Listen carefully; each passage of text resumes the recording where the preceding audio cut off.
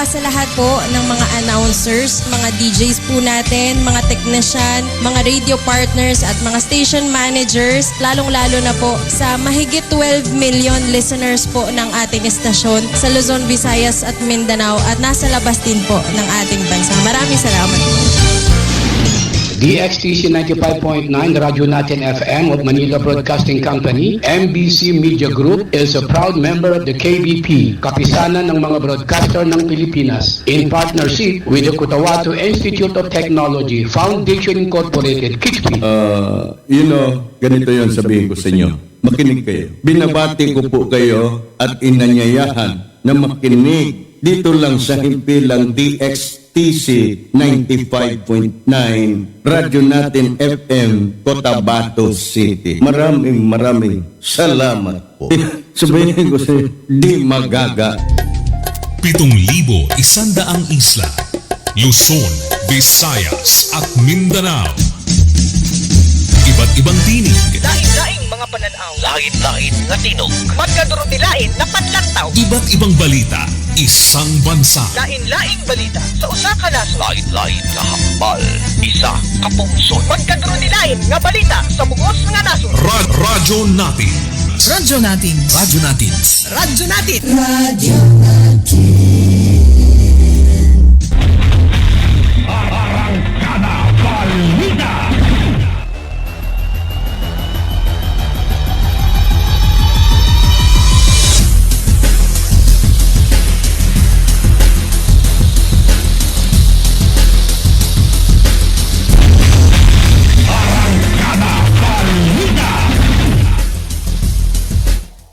DXTC 95.9 Radyo Natin FM Cotabato City of Manila Broadcasting Company is a proud member of the KBP, Kapisanan ng mga broadcaster ng Pilipinas. Tama po yung oras sa buong kapuluan, alas 4 ng hapon. Magandang hapon na Central Mindanao, ngayon ay araw ng Sabado, 21 sa buwan ng Pebrero 2026. At pangatlong araw sa buwan ng Ramadan, 1447 sa atin pong Hijri calendar. Welcome sa Arangkada Balita ng Radyo Natin FM Cotabato City, Saturday edition. Sama-sama ho tayo hanggang alas 5 ng hapon. At kami ho ay maghahatid ng mga balita, kaganapan sa loob at labas ng atin pong bansa. Sa ngalan po ng aming station manager, sa aming broadcast media engineers, and of course, sa ngalan ng aming admin officer, sa aming news head, sa aming news writer, sa ngalan ni Radyo Natin, Ma'am Noronisa Mamintal Kusain, ako po muna ang inyong pansamantalang makakasama sa Arangkada Balita. Ako po si Analiza Abbas. Manatili ho nakatutok sa Radyo Natin FM Cotabato City, tuloy-tuloy sa pagbabalita, tuloy-tuloy sa serbisyo. Sama-sama tayo Pilipino, sama-sama tayo Bangsamoro. 8 minuto makalipas alas 4 ng hapon. At bago tayo dumako sa atin pong mga balita, dumako muna tayo sa lagay ho ng atin pong panahon mula sa UST Pag-asa Cotabato. Hatid ng Ministry of Science and Technology, MOST BARM, na pinamumunuan ni Minister at Member of Parliament Bailing S. Mantawil at sa buong suporta ni Chief Minister Honorable Abdul Rauf A. Makakua. Sa lagay ng ating panahon, ang riyo ng BARM ay makakaranas ng maulap na kalangitan na may kalat-kalat na pag-ulan, pagkidlat at pagkulog dulot ng shear line. Posible naman ito nga magdulot ng pagbaha o pagguho ng lupa, dulot ng katamtaman hanggang sa malakas na pag-ulan. Ang hangin ay nasa mahina hanggang sa katamtaman na nagmumula sa hilagang silangan hanggang hilaga na direksyon at ang baybaying dagat ay nasa mahina hanggang sa katamtaman ang alon.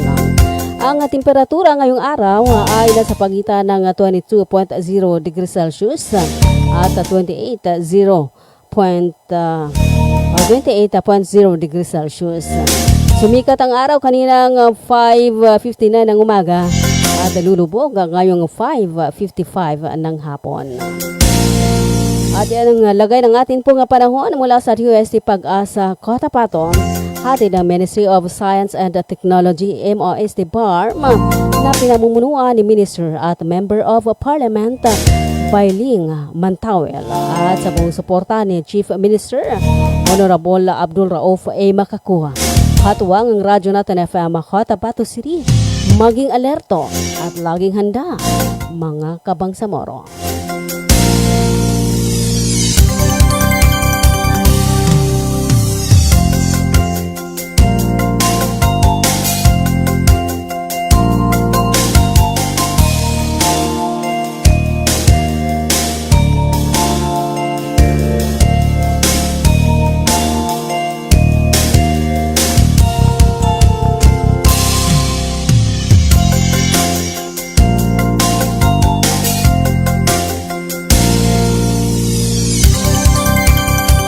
Eleven minutes mga kalipas walas 4 ng hapon.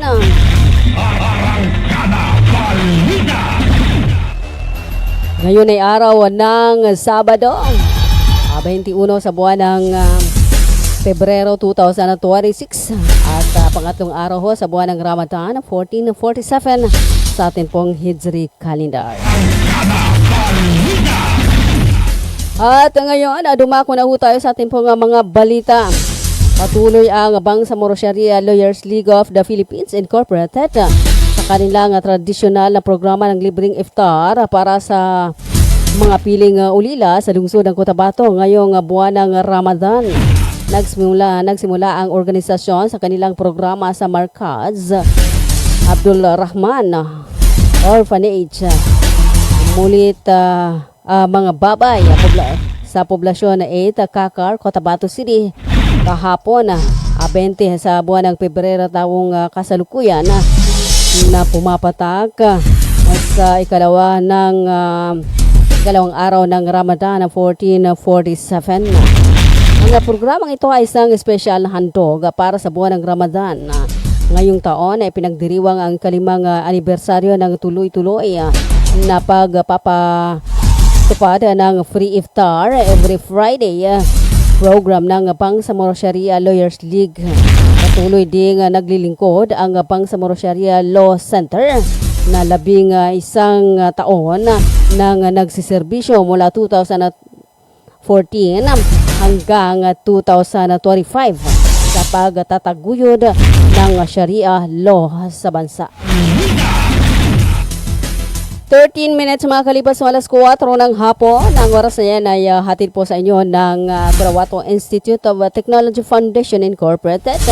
Hatid din po sa inyo ng Al-Raiz Ventures Corporation, Green Pharmacy, Bangsamoro Sharia Lawyers League of the Philippines Incorporated, Glang Eye Care Clinic at ng KCC Mall of Cotabato.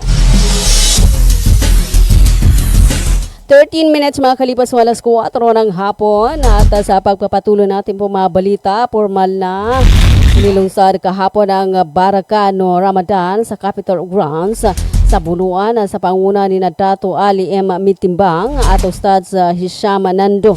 Kasama ang iba't ibang alkalde at mga kinatawan mula sa bawat munisipyo ng lalawigan.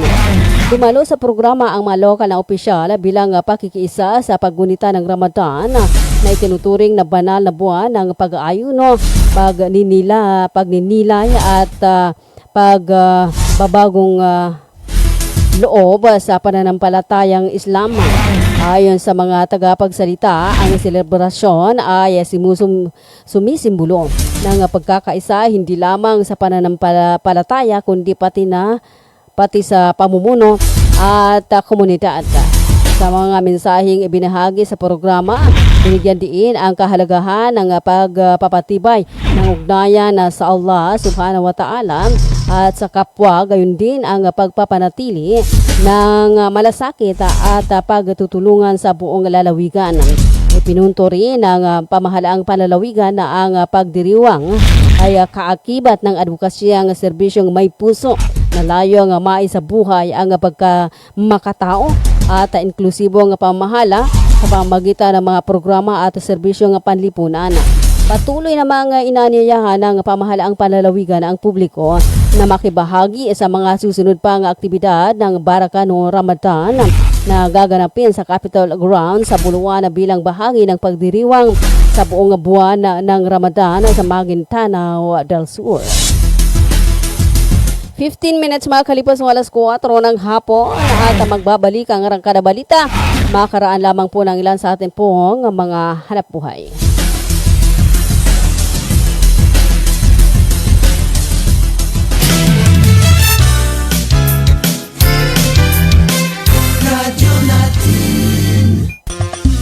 Magandang araw mga magulang at kabataan! Naghahanap ba kayo ng paaralang maayos, mapagkakatiwalaan at abot kamay ang bayarin? Sa Cotahuato Institute of Technology Foundation Incorporated, tumatanggap kami ng kindergarten, elementary mula grade 1 hanggang grade 6, junior high school mula grade 7 hanggang grade 10, at senior high school na may strand na Humanities and Social Sciences. Sa Kitpi, may maalagang guro, maayos na pasilidad at edukasyong para sa masa. Mayroon din kaming scholarship program at tumatanggap ng mga scholars. Kaya ano pang hinihintay nyo? Mag-enroll na sa Kitpi. Para sa impormasyon, makipag-ugnayan sa 0905-1423-948. Matatagpuan sa Poblacion 8, Cacar, Cotabato City. Sa Kitpi, abot kamay na bayarin, edukasyong siguradong kinabukasan.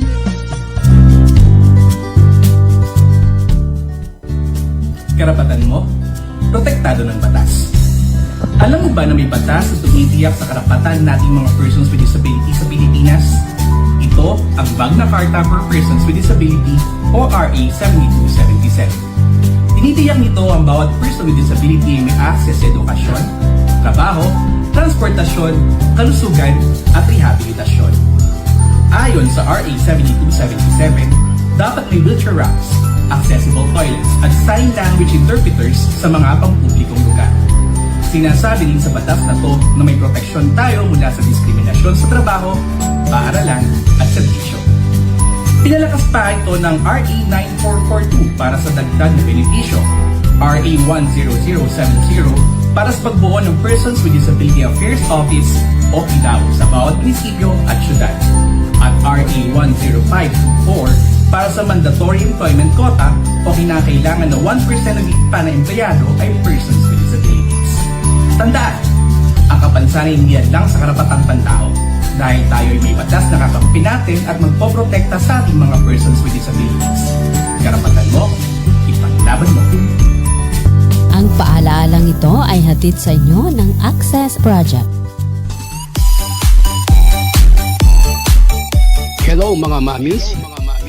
Gusto nyo bang manganak sa dekalidad at libreng paanakan? Halina at puntahan ang Bagwa Lying-in Clinic. Libreng manganak at kasama na ang family planning. Kaya mga mamis, simulan na ang libreng pagpapacheck-up. Dito lang yan sa Bagwa Lying-in Clinic. Open 24 hours at PhilHealth accredited. Narito ang kanilang mga services offered. Family planning, IUD insertion or removal, check-up, pill supply, condom supply, DMPA injection, referrals for bilateral ligation, BTL, natural family planning, NFP method, counseling, maternal and child health, physical exam, breast exam, pelvic exam, prenatal care, postnatal care, pap smear, well body care, immunization, breastfeeding, cord dressing, whey taking, safe, normal, spontaneous delivery, newborn screening. For other services, you may please contact our midwife at landline number 557-4422 or a cellphone number 0917-531-6697. Para sa mga karagdagang katanungan, pwede kayong bumisita anumang oras sa Bagwa Lying-in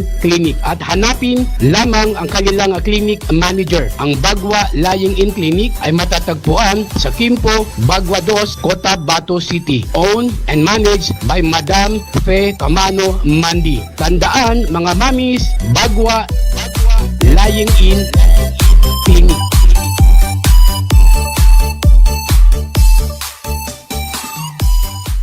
Libre po po ang mga anak sa Bagwa Lying-in Clinic, kinakailangan lamang po ang updated na PhilHealth. Maraming salamat. Bumili at manalo ng 300 trips to Mecca raffle promo sa KCC Mall of Cotabato. May 1 raffle entry sa bawat 200 pesos sa KCC Department Store o 1 raffle entry sa bawat 500 pesos sa KCC Supermarket gamit ang KCC Forever Bonus Card. May chance ka pang manalo ng 40 million shopping money. Milyong exciting prizes. KCC Supermarket, nakabarato. Everything's here at KCC for you. You're looking for a quality and affordable graphic art design and printing services. Don't worry about it because Pixel Works and Pixel Works is there.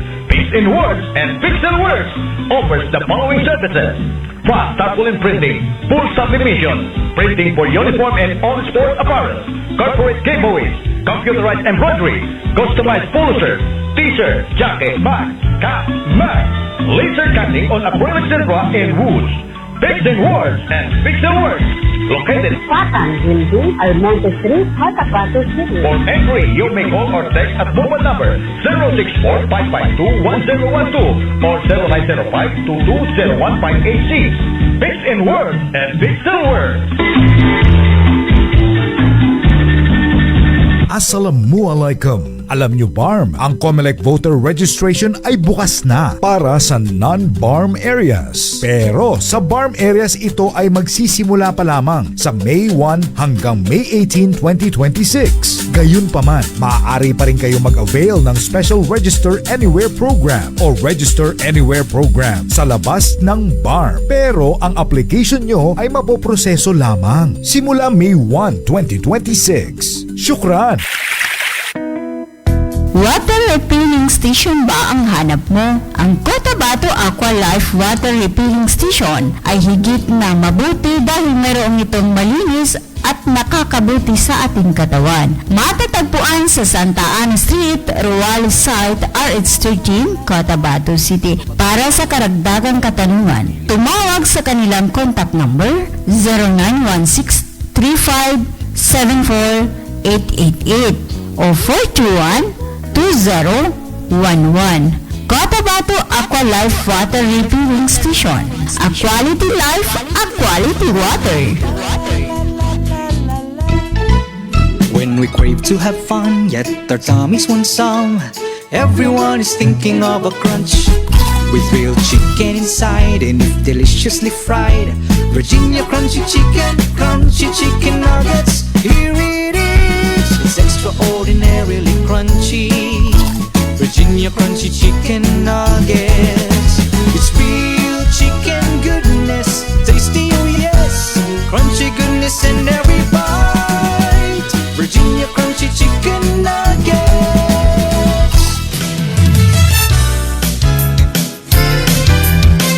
Radyo natin. Arangkada Balita. 23 minutes mga kalipas sa alas 4 ng hapon at kayo pa rin po patuloy na nakikinig sa atin pong Arangkada Balita ng Radyo Natin FM Cotabato City. Ngayon ay araw ng Saturday, February 21, 2026. Sa ngalan ni RN, Ma'am Noronisa Mamintalak-Kusain. Ako po muna ang inyong pansamantalang makakasama sa Arangkada Balita, Saturday edition ng Radyo Natin FM Cotabato City. Sa pagpapatuloy ng ating pong mga balita, nagsagawa ng pagpapa-iftar si Sultan Datuting Uko Gumbila ng Royal House of Kabuntalan sa Barangay Datumag, bayan ng Mother Kabuntalan, Maguindanao del Norte kahapon. Ang pamahagi ng pagkain sa mga nag-aayuno ay pinangunahan mismo ni Sultan bilang bahagi ng paggunita sa banal na buwan ng Ramadan. Ayunin nito ay maghatid ng tulong at makibahagi sa mga mamamayan sa oras ng kanilang pagbasag ng ayuno. Ayon kay Sultan na Datuting Uko Gumbila, patuloy ang kanyang pag-iikot sa iba't ibang lugar sa kanyang nasasakupan upang alamin ang tunay na kalagayan ng kanyang mga nasasakupan, lalo na ngayong panahon ng Ramadan. Anya, mahalagang mapalakas ang ugnayan sa komunidad at matiyak na naipapakita ang malasakit at pagkakaisa sa bawat isa. Binigyan din ni Sultan na ang ganitong hakbang ay pagpapakita ng pananampalataya sa Allah at pagsusulong ng pagkakaisa, pagmamahalan at pagtutulungan ng buong mamamayan ng Royal House of Kabuntalan. Nagpasalamat naman ang mga residente ng Barangay Datumag sa patuloy na suporta at malasakit sa kanila ni Sultan Gumbila.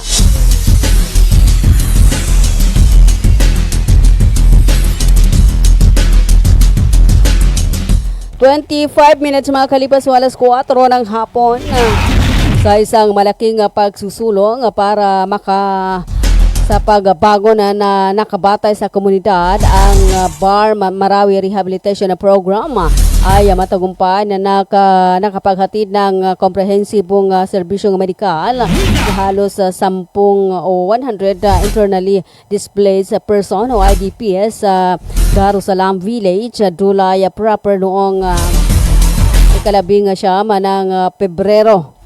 Ang misyong ito ay nagbigay ng mahalagang tulong sa 71 individual, particular sa tinatarget ang mga sektor ng komunidad na may pinakamataas na panganib, ang mga senior citizen, ang mga bata, ang mga buntis at ang mga taong may kapansanan. Sa pamamagitan ng pag-aalok ng parehong profesional na konsultasyon sa medikal at mahalagang gamot, natugunan ng inisyatibo ang mga agarang pangailangang pangkalusugan ng dose-dose ng mga pamilya na nananatili sa most affected area. Sa panguna ni na Dr. Hannah Daud, Dr. Samsia Makatuon at Dr. Joy Ria Ramirez. Ang mobilisasyong ito ay kumakatawan sa isang mahalagang haligi ng sistematiko 2 beses sa isang linggo medical na outreach program. Tinitiyak ng patuloy na presensyang ito na walang pamilya ang maiiwan na walang akses sa pangunahing pangalagang pangkalusugan sa panahon ng patuloy na rehabilitasyon ng Marawi. Bilang isang pangunahing inisyatibo ng tanggapan ng punong ministro o CM BARM, ang BARM MRP ay nanatiling isang puwersang nagtutulak sa 12-point priority agenda ng pamahalaang Bangsamoro na nagbabago sa mga resulta ng kalusugan ng publiko at nagpapabilis ng inklusibong pagbangon para sa mga taong nawalan ng tahanan sa Marawi.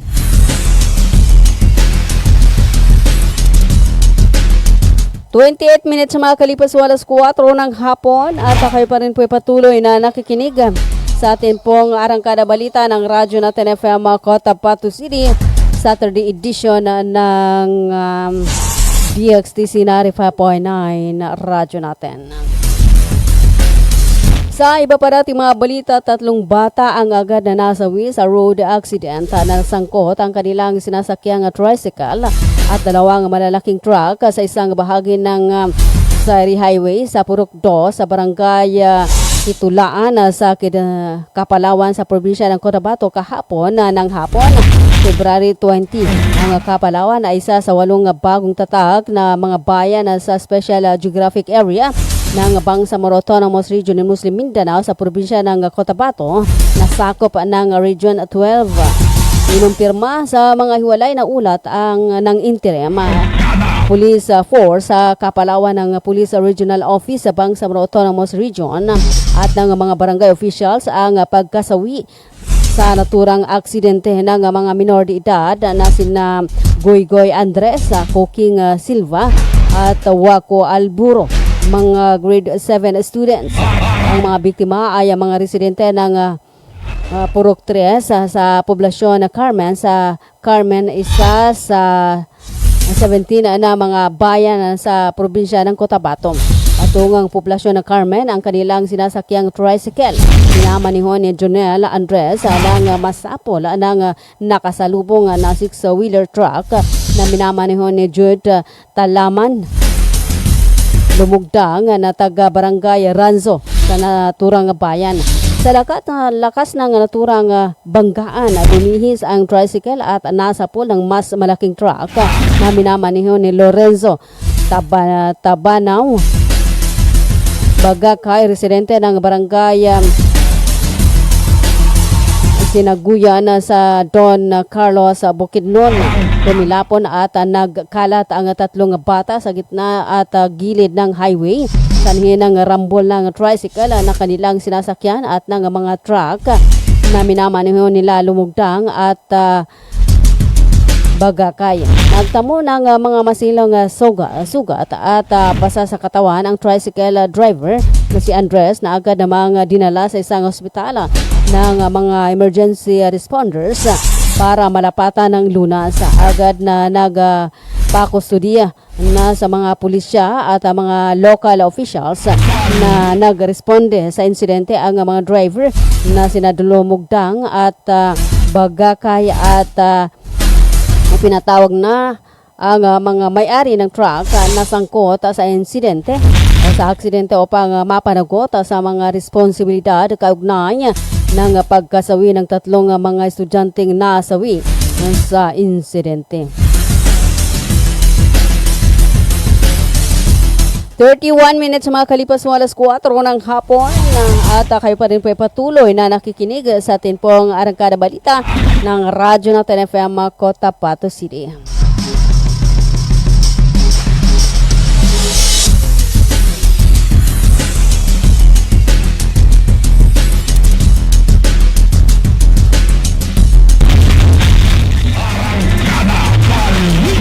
₱31 minutes mga kalipas mo alas 4 ng hapon. Ang bahagi ito ay atid po sa inyo ng Glang Eye Care Clinic, Cotabato Institute of Technology Foundation Incorporated, Green Pharmacy, Bangsamoro Sharia Lawyers League of the Philippines Incorporated, matatagpuan sa Makapagal Street, Sinswat Avenue, Cotabato City. Atid din po sa inyo ng Ministry of Labor and Employment, Molibar, sa pamuno ni Molibar Minister Dato Muslimin G. Sema at sa kanila pong General Director Dato Suraba Abutazil Jr. At din po sa inyo ng KCC Mall of Cotabato at Bagwalaying in Clinic, matatagpuan sa Maykimpo, Bagua 2, Cotabato City. At ang bahagi ito ay hatid din po sa inyo ng Almia Computer Works. Magbabalik ang Arangkada Balita. Makaraan lamang po ng ilan sa atin po ng mga hanap buhay.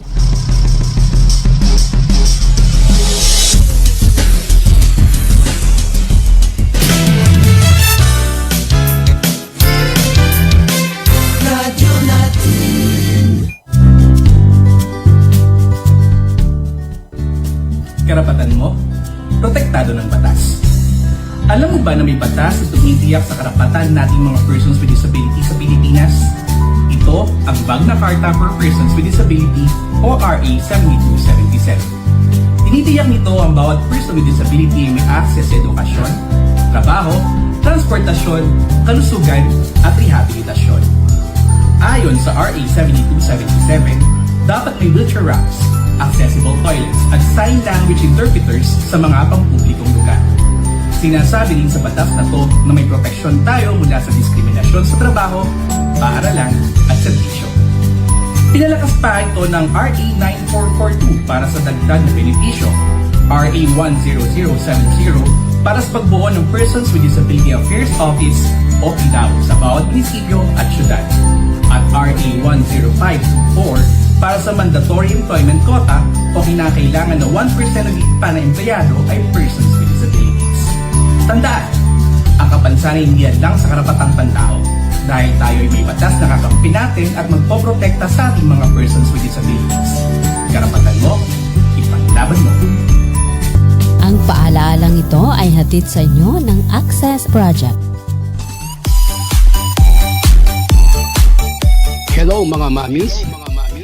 Gusto nyo bang manganak sa dekalidad at libreng paanakan? Halina at puntahan ang Bagwa Lying-in Clinic. Libreng manganak at kasama na ang family planning. Kaya mga mamis, simulan na ang libreng pagpapacheck up. Dito lang yan sa Bagwa Lying-in Clinic, open 24 hours at PhilHealth accredited. Narito ang kanilang mga services offered: family planning, IUD insertion or removal, check-up, pill supply, condom supply, DMPA injection, referrals for bilateral ligation, BTL, natural family planning, NFP method, counseling, maternal and child health, physical exam, breast exam, pelvic exam, prenatal care, postnatal care, pap smear, well body care, immunization, breastfeeding, cord dressing, whey taking, safe, normal, spontaneous delivery, newborn screening. For other services, you may please contact our midwife at landline number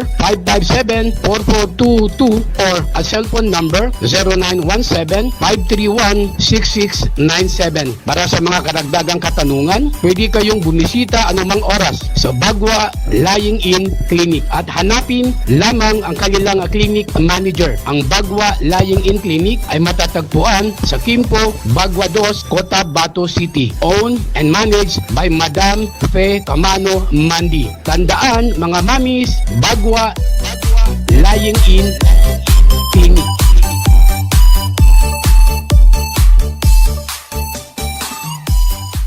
Libre po ang mga anak sa Bagwa Lying-in Clinic. Kinakailangan lamang po ang updated na PhilHealth. Maraming salamat. Bismillahirrahmanirrahim. As the blessed month of Ramadan arrives, I need computer parts and accessory shop located at Silsat Avenue, Cotabato City. Extend our heartfelt greetings to our valued customers, partners, and entire the community. May this holy month of Ramadan 2026-1447 Hijra Islamic calendar bring peace to our heart, patience to our soul, and blessing to our home. May it be a time of reflection, compassion, and renewed faith. We pray that our days are filled with meaningful worship, our night with tranquility, and our efforts be rewarded with abundant blessing. On behalf of the management and staff at INIT Computer Parts and Accessories Shop, located at Silsat Avenue, Cotabato City, we wish you and your loved ones a blessed and peaceful Ramadan. Ramadan al-Mubarak to one in all.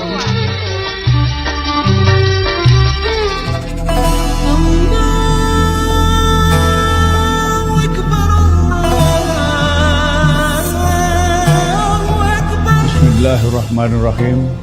Assalamualaikum warahmatullahi ta'ala wabarakatuh. Isang mapagpalang Ramadan sa ating lahat.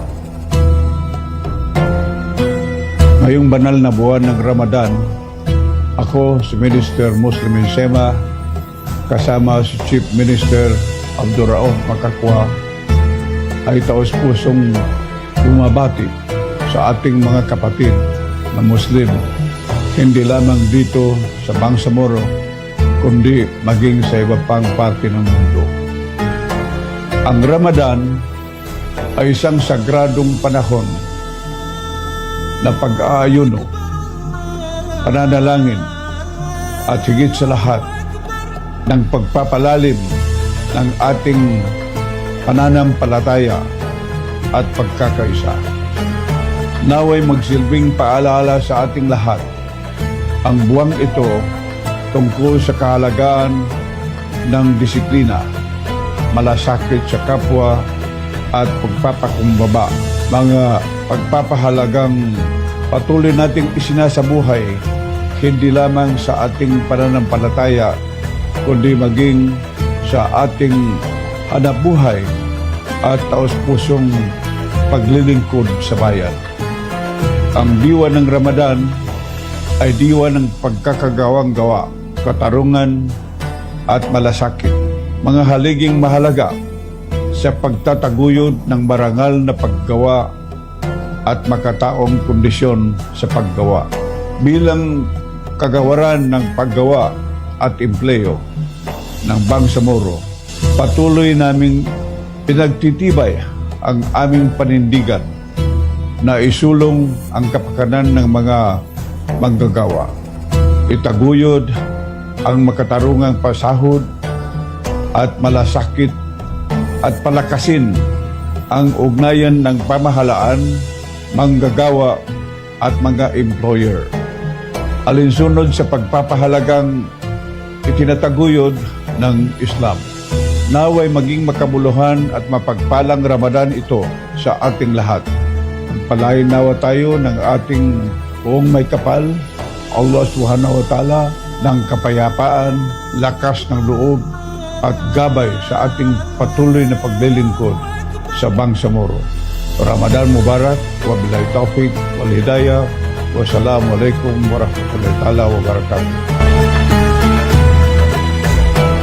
Ang mensaheng ito ay hatid sa inyo ni Labor Minister Muslimin Bapamus Sem. Ang tanggapan ni MP Teng Ambuluto ay nakikiisa sa sambayanang Bangsamoro sa pagsalubong, pagtalima at pagdiriwang ng banal na buwan ng Ramadan. Naway pagpalain ng bawat isa sa panahong ito ng pag-aayuno sa ating pagpupunyagi para sa pagkakaisa at pagbabago. Muli, ipinapaabot ng tanggapan ni MP Teng Ambuluto ang isang mapayapa at pinagpalang Ramadan sa ating lahat. Bismillahirrahmanirrahim. Assalamualaikum warahmatullahi wabarakatuh. Magandang umaga po sa ating lahat na mga tao ng Barangay Balakayon at saka lahat ng nakikinig. Happy Ramadan Mubarak sa atin lahat ng mga Bangsamoro nandito sa bayan ng Pahamudin. Ako po si Barangay Captain Buhari Bansil na nagbibigay ng Happy Ramadan sa lahat ng tao ng Pahamudin. Hanggang dito naman. Wassalamualaikum warahmatullahi wabarakatuh.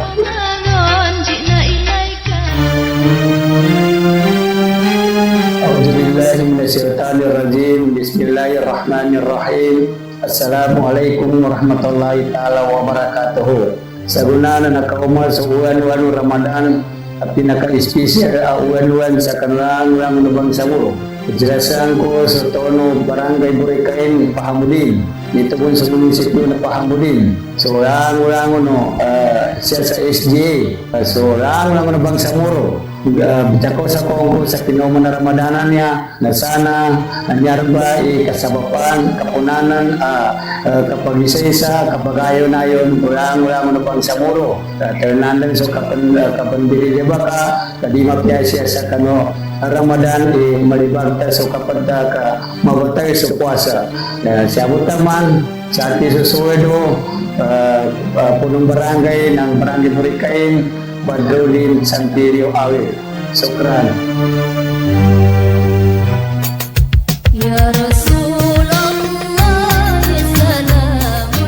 Ramadan 1447 message from Ustaz Nurul Am A. Abdullah, Project Manager, Project Salang, Bangsamoro. Bismillahirrahmanirrahim. I extend the warmest greetings of peace and goodwill to all our beneficiaries, partners, stakeholders, and to the entire Bangsamoro community as we welcome the blessed month of Ramadan. Ramadan is a sacred period ordained for spiritual purification, self-discipline, and renewed devotion to Allah. It is a time that calls upon us to strengthen our compassion for those in need. Beyond abstaining from food and drink, Holy Month reminds us our collective duty to promote justice, peace, and social responsibility within our communities. In the spirit of Ramadan, we affirm our steadfast commitment to the principles of moral governance, inclusive development,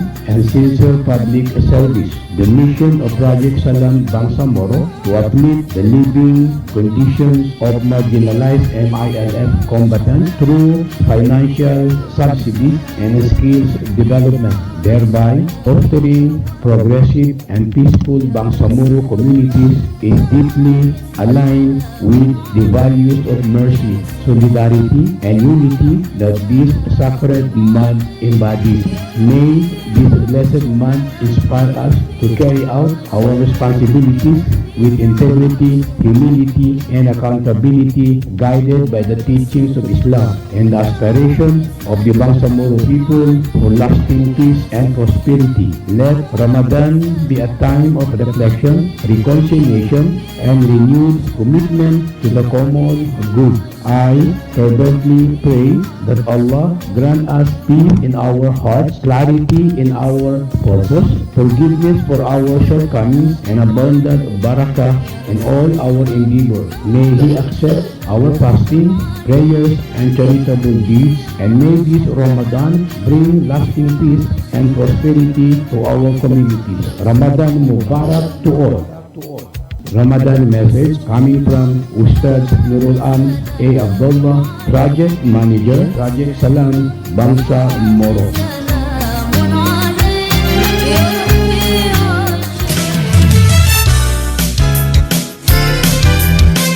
Radyo natin. 45 minutes makalipas sa alas 4 ng hapon. At kayo pa rin po patuloy na nakikinig sa atin pong arangkada balita ng Radyo Natin FM Cotabato City. At ngayon, dumako na ho tayo sa atin pong national news.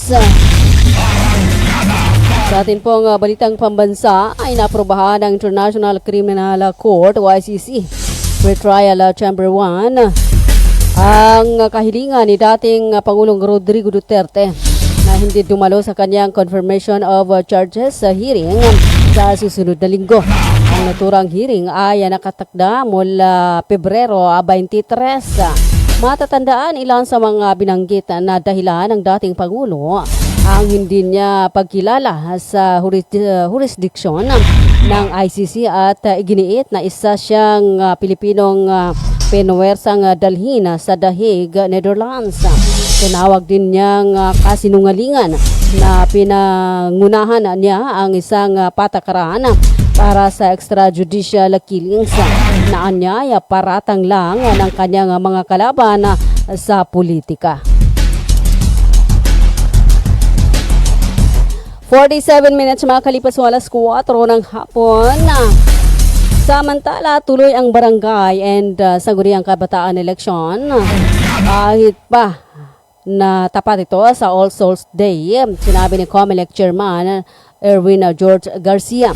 Ayon kay Garcia, ang schedule na November 2 ay nasa pagpapasya ng Kongreso. Anya dahil bahagi ito ng long weekend, makakauwi ang mga botante sa kanilang mga probinsya kung saan nagkakaroon sila ng pagkakataon na bumoto. Sinabi ni Garcia na nakompleto na ang pag-imprinta ng mga balota at nasa proseso na ng verifikasyon ng COMELEC. Mahigit kumulang 95 milyon ang balotaan niya dahil mayroong 70 milyong balota para sa regular na botante at 25 milyon para sa sangguniang kabataan. Dagdag pa, nakuha na rin ng COMELEC ang halos kailangan para sa halalan.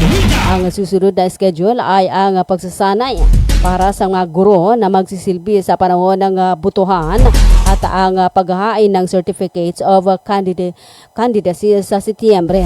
Sinabi ni Garcia na mas maayos ang kanilang preparasyon dahil sa pag-reset ng halalan, ngunit umaasa silang hindi ito ma-reseta pangmuli. Isang mahalagang pagkakataon rin niya para sa publiko upang suriin kung ang kanilang mga pinuno ay karapat-dapat pa rin sa kanilang mga boto. 48 minutes makalipas sa alas 4 ng hapon. Samantala, nananatiling bukas si Pangulong Ferdinand Marcos Jr. sa pakikipag-usap kay Naga City Mayor Leni Robredo tungkol sa politika. Ngunit binigyan diin na nakatuon siya ngayon sa pagsiservisyo sa taong bayan. Sa panayan ng mga report sa kanyang pag-inspeksyon sa mga flood control project sa lungsod nitong Sabado, inihayag ni Marcos na hindi sila nag-uusap ni Robredo tungkol sa politika. Sa kabila ito ng mga ekspekulasyon na pagbuo ng alyansa ng Pangulo kasama si Robredo Kasunod ng pagdeklara ni Vice President Sara Duterte ng kanyang pagtakbo sa 2028 presidential elections. Matagal ng manong plano ng pambansang pamahalaan at lokal na pamahalaan ng Naga City na magsagawa ng high-level inspection sa infrastruktura tungkol sa lungsod bilang bahagi ng plano kontra baha. 49 minutes sa mga kalipas ng alas 4 ng hapon, inihayag ni dating Vice President at incumbent Naga City Mayor Leni Robredo na hindi pa niya iniisip ang posibilidad na pagtakbo sa 2028 presidential elections.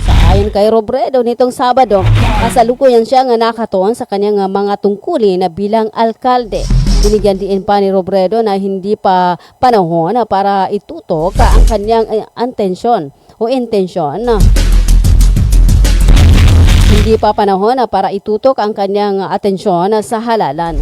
Samantala, iginagalang naman umano ni Robredo ang naunang deklarasyon ni Vice President Sara Duterte na pagtakbo sa pagkapangulo.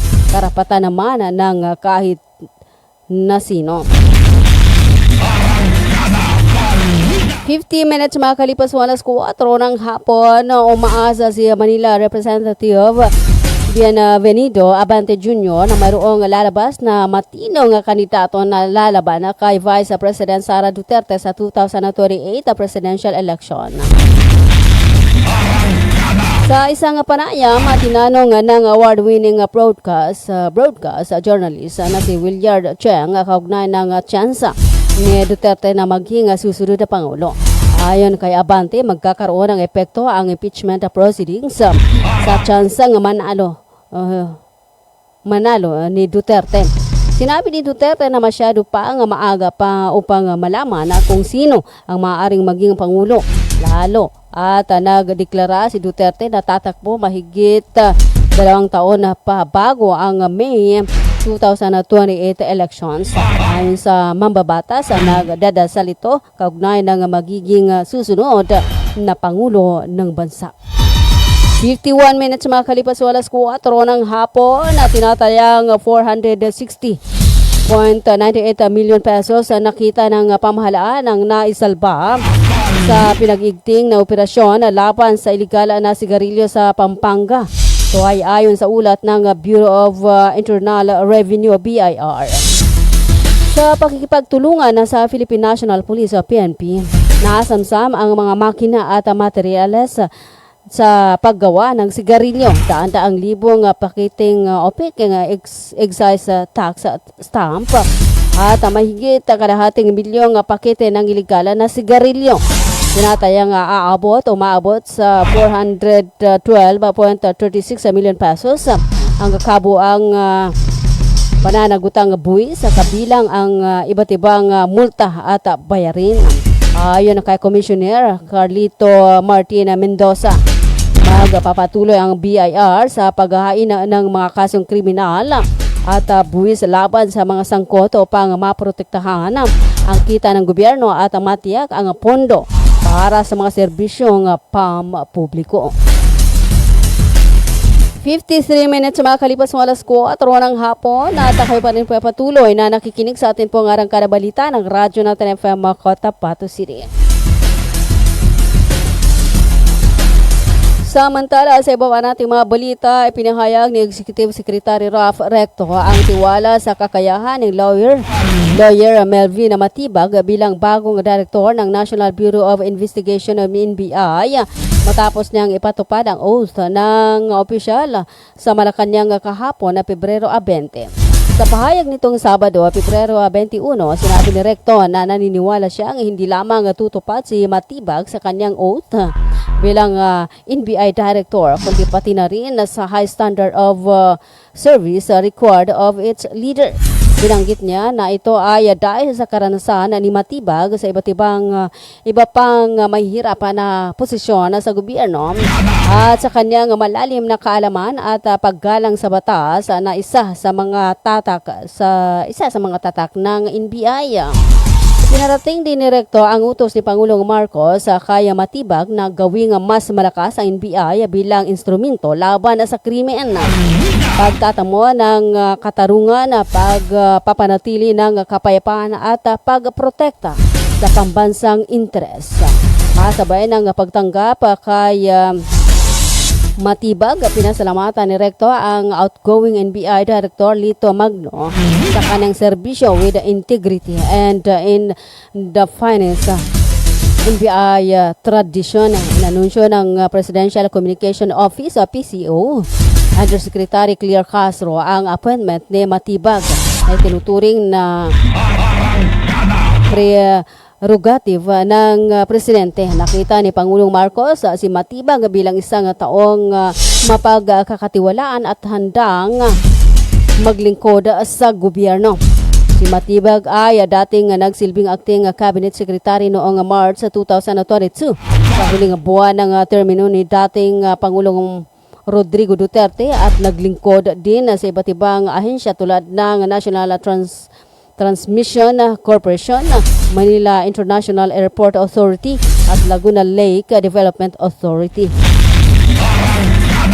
55 minutes makakalipas mo alas 4 ng hapon.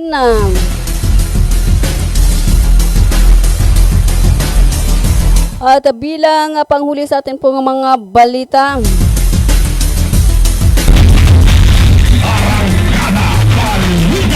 inanunsyo ni United States Donald Trump ang pagpapataw ng bagong 10% global tariff kasunod ng desisyon ng Supreme Court of the United States na ibasura ang marami sa kanyang naunang ipinataw na taripa.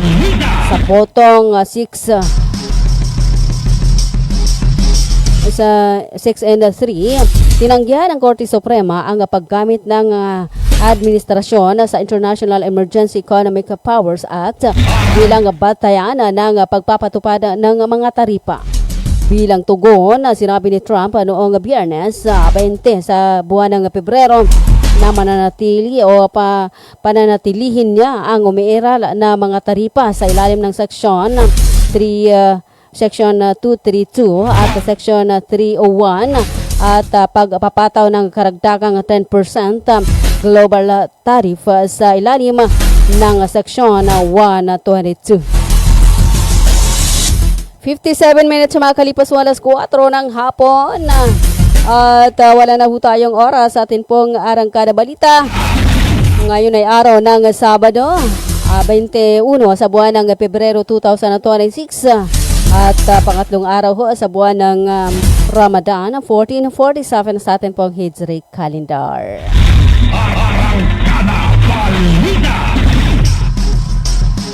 Ayan, at bukas ay Sunday. At magkakaroon ho, 10 oras na brownout. Ito ay nakatakda sa ilang bahagi po ng Maguindanao bukas. Kaya pinapayuhan po ang publiko na ihanda ang kanilang sarili at ang mga kinakailangang brownout essential matapos mag-anunsyo ang National Grid Corporation of the Philippines o NGCP ng nakatakdang pagkawala ng kuryente sa ilang bahagi po ng Maguindanao del Norte at Maguindanao del Sur. Bukas po yan mga kaibigan, Pebrero 22, 2026 So ayon po sa abiso ng NGCP magsisimula ang brownout alas 7 ng umaga hanggang alas 5 ng hapon. At ito ay tatagal ng humigit kumulang 10 oras At isasagawa sa nasabing oras ang maintenance work sa Dukay Talayan 69 kilovolts line section upang matiyak po ang maayos at matatag na daloy ng kuryente sa mga apektadong lugar. Ang kabilang ho sa maapektuhan mga kaibigan ng maintenance ang mga substation ng Maguindanao Electric Cooperative o Magelco sa Raja Silungan. Raja Silungan Sultan Kudarat Raja Silungan Kudarat. Gayon din po sa Salbo at Atalayan mga kaibigan. Nasa pamunuan po mga kaibigan ng Magelco ang pagtukoy at pag-anunsyo ng eksaktong mga barangay at lugar na sakop po ng pansamantalang pagkawala po ng supply ng kuryente. Kaya samantala, tinitiyak po ng NGCP, mga kaibigan, na kanilang gagawin ang lahat ng makakaya upang maibalik ang serbisyo ng kuryente sa lalong madaling panahon po. At maaari po itong maibalik ng maayos, ng mas maaga kaysa sa itinakdang oras kung matatapos po agad ang maintenance activities. Kaya pinapayuhan po, ayan, yung atin po mga kaibigan, yung mga residente at establishmento sa mga apektadong lugar na maghanda ng alternatibong ilaw. Oo, mag-charge po tayo ng mahalagang kagamitan at tiyakin po na ligtas ang kanilang ang atin pong electrical appliances bago ang nakatakdang brownout. Ayan, at i-charge na ho natin yung ating pong mga power bank. Yung mga nakatagong power bank dyan. Yung ating pong mga flashlight, yung ating pong mga cellphone na dapat full charge na ho yan. Alright, alas 5 na ng hapon. Maraming salamat po sa pakikinig. Ayan, at share and like. Tayo nga pala ay napapanood sa ating pong Facebook live, sa ating pong page.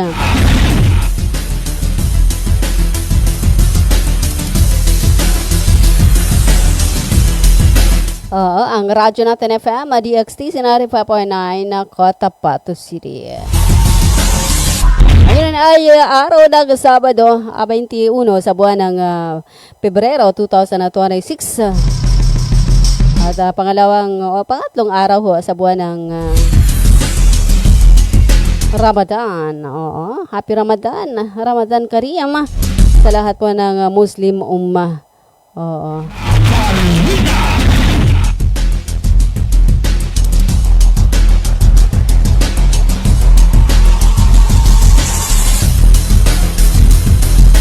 Ayan, at maraming salamat po sa lahat po ng umantabay mula kaninang alas 4 in punto.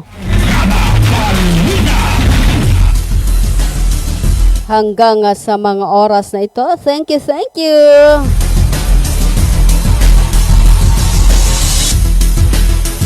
Thank you ho sa lahat po ng nakinig. At nanonood sa atin pong page ang radyo natin FM, DXT, Sinari 5.9 na Cotabato City.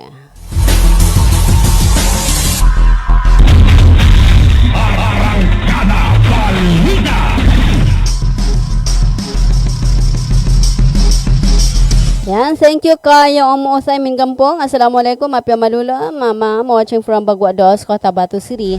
Yan, thank you po sa pakikinig at sa panunood dyan sa may Baguados, Cotabato City. Kayo umuusay Minggampong.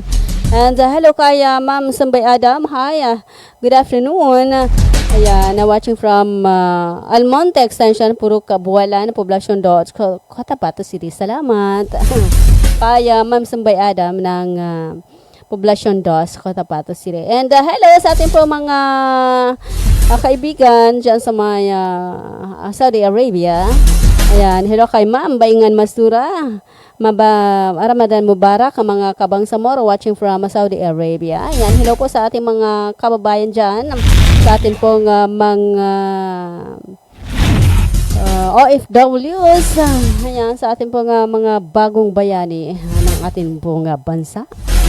Ang ating pong mga OFW sana nagtatrabaho sa ibang bansa. Ayan, ingat-ingat at Ramadan Kareem.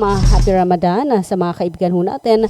Sa lahat po ng ating mga kaibigan na Muslim Ummah. Hello kay Mood sa Latif. Happy Ramadan.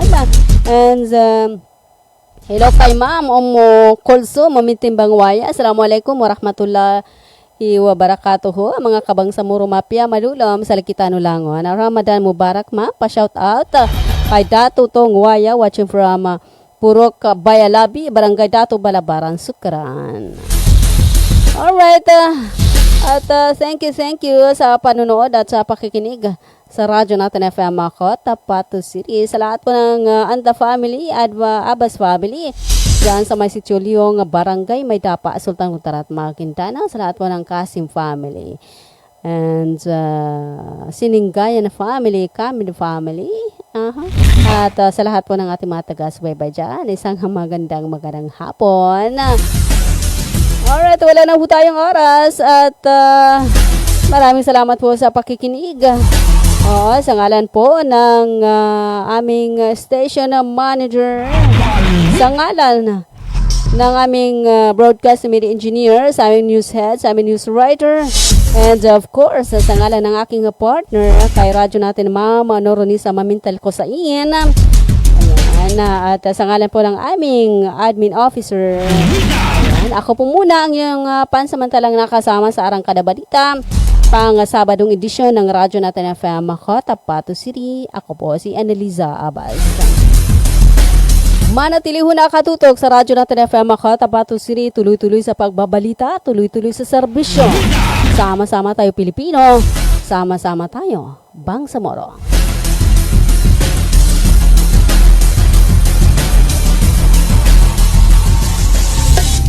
7,100 isla, Luzon, Visayas at Mindanao. Iba't ibang tinig, Lain-laing mga pananaw, lain-lain nga tinog, magkadurog-dilain na panlantaw. iba't ibang balita, isang bansa. Lain-laing balita sa usa ka nasod. Lain-lain nga hambal, isa ka pungsod. Magkadurog-dilain nga balita sa bugos nga nasod. Radyo natin. Radyo natin. Radyo natin. Radyo natin. Radio natin.